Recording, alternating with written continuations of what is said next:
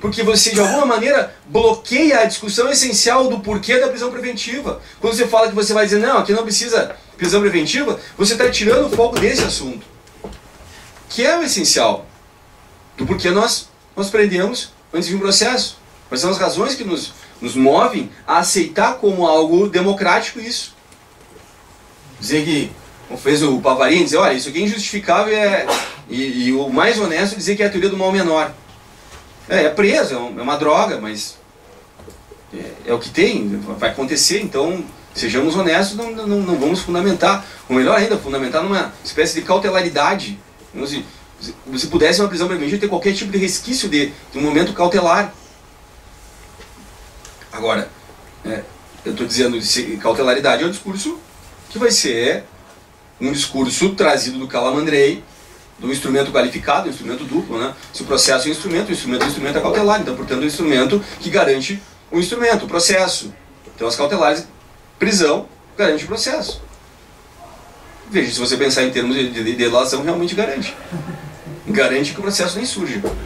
Já resolvemos antes, né? Então, é uma tríptica, né? É um terceiro grau já. Um instrumento do instrumento do instrumento. Desde que, claro, se esteja de um lado, porque do outro não é bom. Essa afeição do garantismo inquisitório, que é um termo irônico, mas é um termo que expressa como nunca a sobrevivência do Código Rocco, e que vai ter a participação, o parêntese, não é um parêntese, mas é uma antecipação.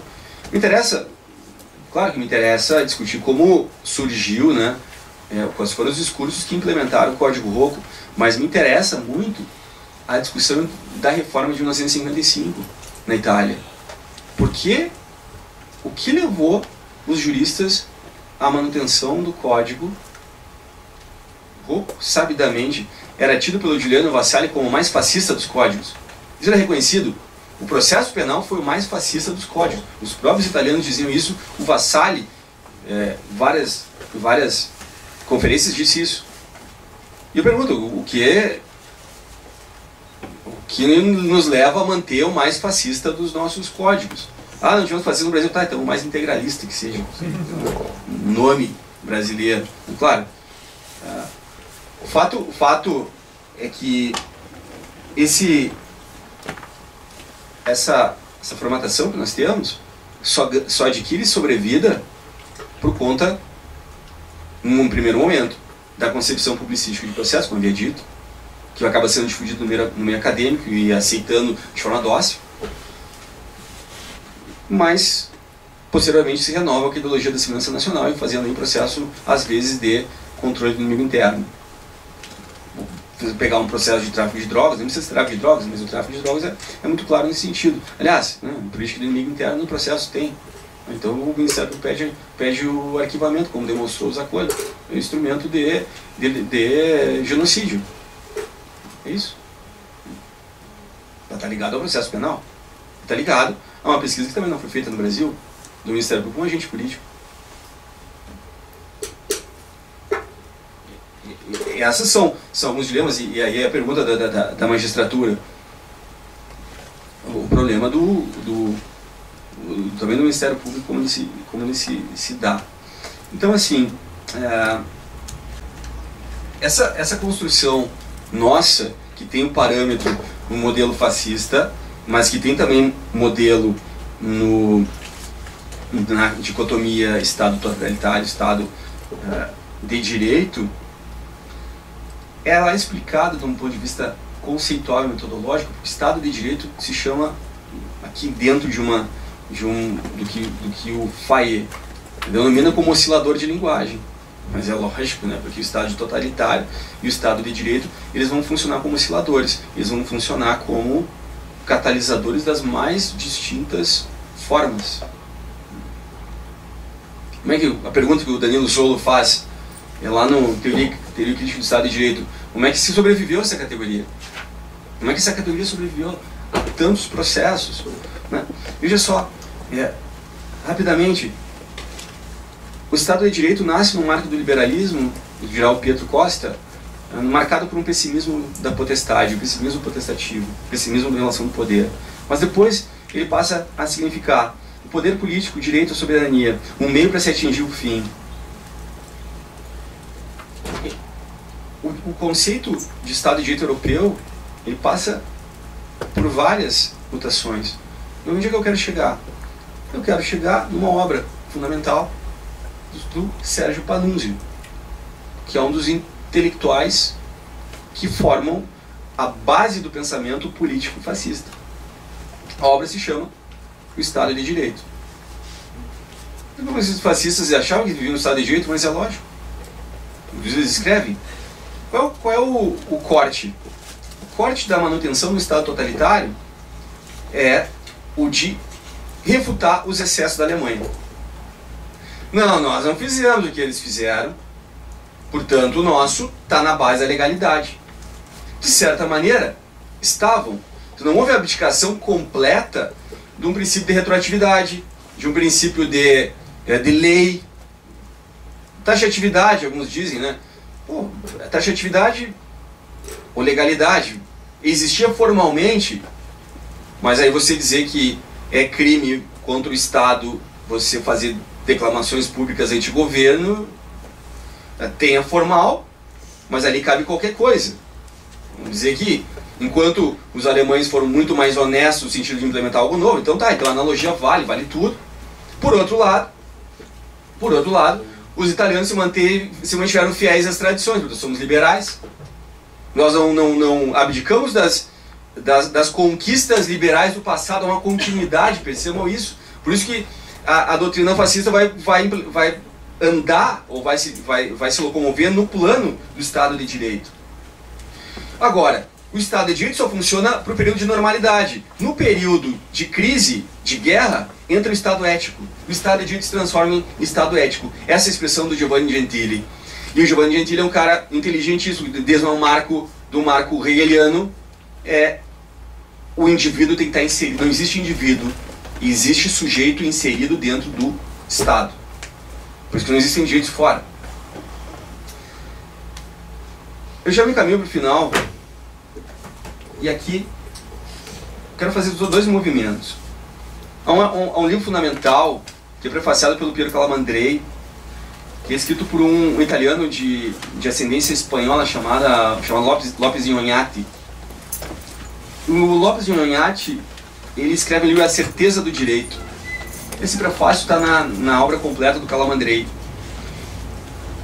E o Lopes de Oñate, ele vai fazer uma crítica ao fascismo italiano a partir do marco da legalidade.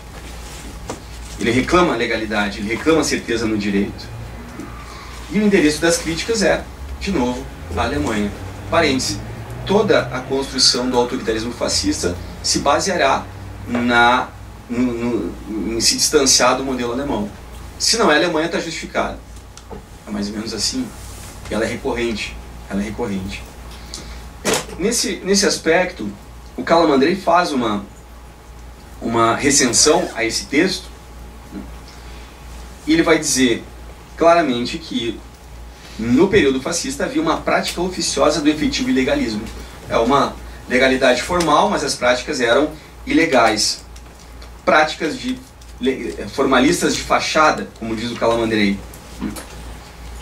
Veja só, algumas conclusões trazidas pelo Antony Pereira, um brasilianista, um livro de Ditadura e Repressão, onde ele examina o período militar da Argentina, Chile e Brasil. Mas assim, veja só, enquanto na Argentina e no Chile nós tivemos algum tipo de repercussão em torno dos membros do judiciário, no Brasil nenhum deles foi tocado. Pergunta?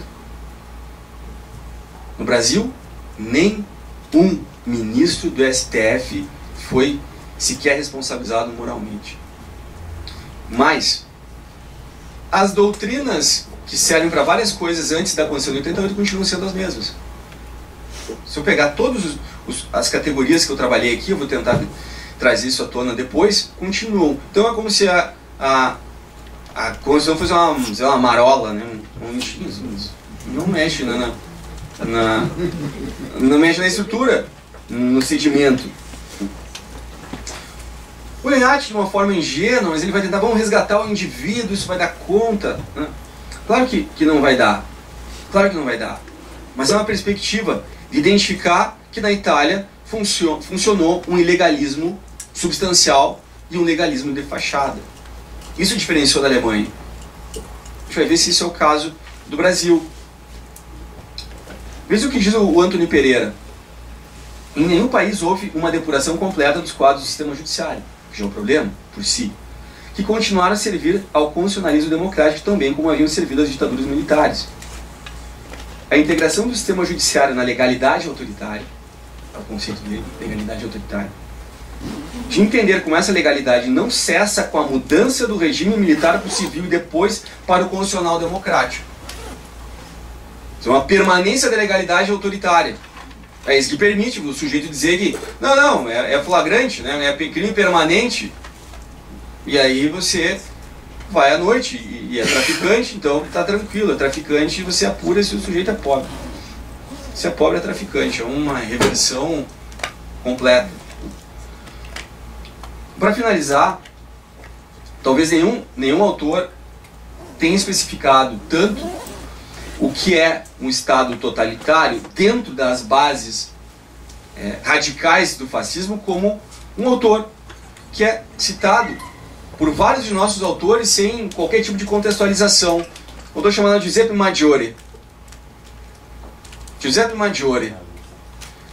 Que nariz, saudoso também. Que escreve um artigo chamado Direito Penal Totalitário no Estado Totalitário. Então, o que ele vai colocar? Algumas questões fundamentais. Mas, olha, a disputa de saber entre liberalismo e escola positiva, nenhuma dessas escolas tinha o que se necessitava do influxo político. Ele vai dizer assim, que do liberalismo para a escola positiva o que houve foi mudança de método. Dizer, da dedução dos iluministas para a indução dos positivistas, mas nenhuma delas possuía uma visão política do direito penal. E o direito penal, como é o mais afeto à vida das pessoas, é aquele que merece a maior penetrabilidade dos termos políticos, de forma que se deveria superar qualquer tipo de cisão entre direito penal e política. Eu quero... o elemento que congrega a estrutura é o elemento raça, segundo Maggiore. Ele vai dizer Estado totalitário é o totalitarismo da política, a expressão dele. O elemento que eu queria sustentar aqui com vocês são as três facetas que ele toca nesse artigo. E nesses problemas das duas escolas, positiva e liberal, ele vai dizer, existe um problema de relação do método. Eu acabei de dizer, o problema do método é de tentar uma asepsia política. O direito penal não tem que ser politicamente asséptico. Segundo, o fundamento do direito penal. Então, o fundamento do direito punir.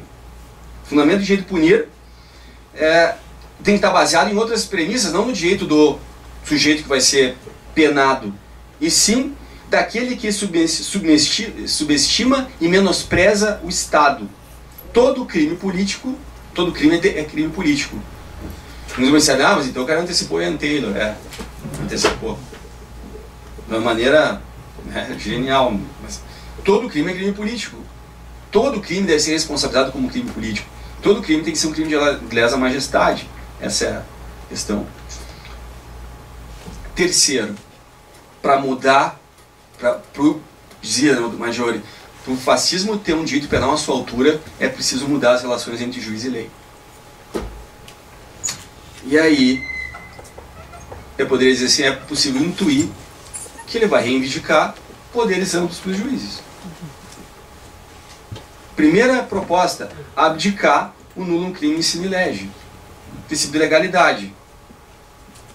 Ele vai dizer assim, eu vou ler, porque eu acho que é mais fidedigno.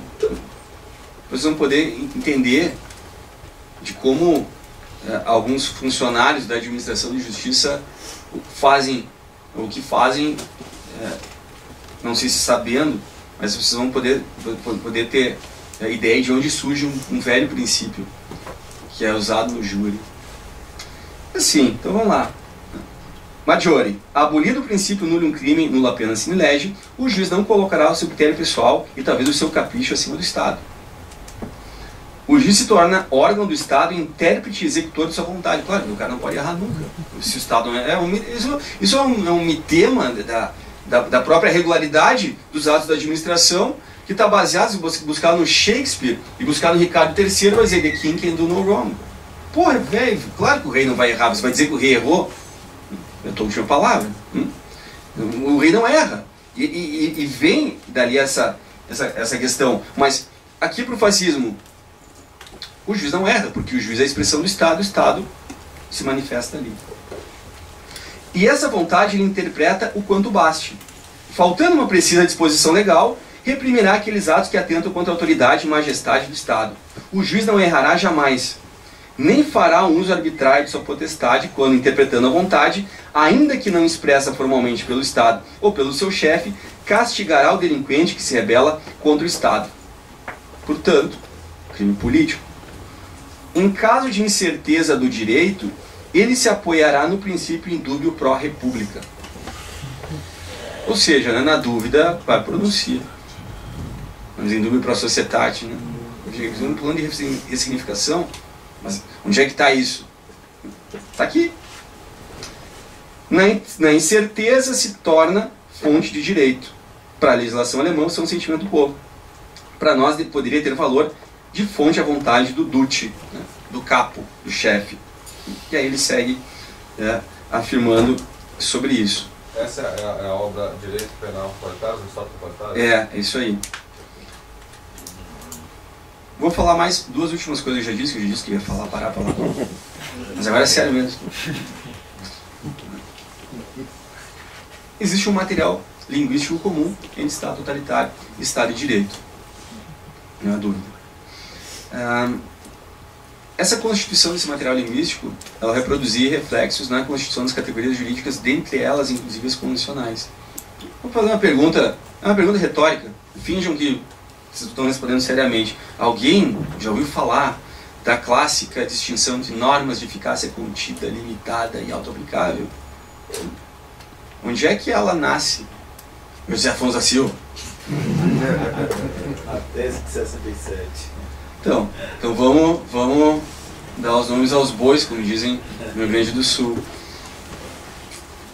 A Constituição italiana, ela é de 47, logo após a queda do regime fascista. Se acreditava que uma Constituição nova pudesse, digamos assim, modificar o plano completo. Uma Constituição, eu havia dito isso, não tem o poder de modificar as coisas por conta própria, quando o aparato judiciário era o mesmo. Eu falei do Tribunal da Raça. Você sabe quem é o primeiro presidente da Corte de Cassação italiana pós-fascismo? O presidente do Tribunal da Raça, chamado Gaetano Nazariti. Numa obra chamada La Nuova Constituzione e le leggi anteriori, Nova Constituição e as leis anteriores, o que ele faz? Ele vai tentar engessar a Constituição para a manutenção das leis antigas. O que ele faz?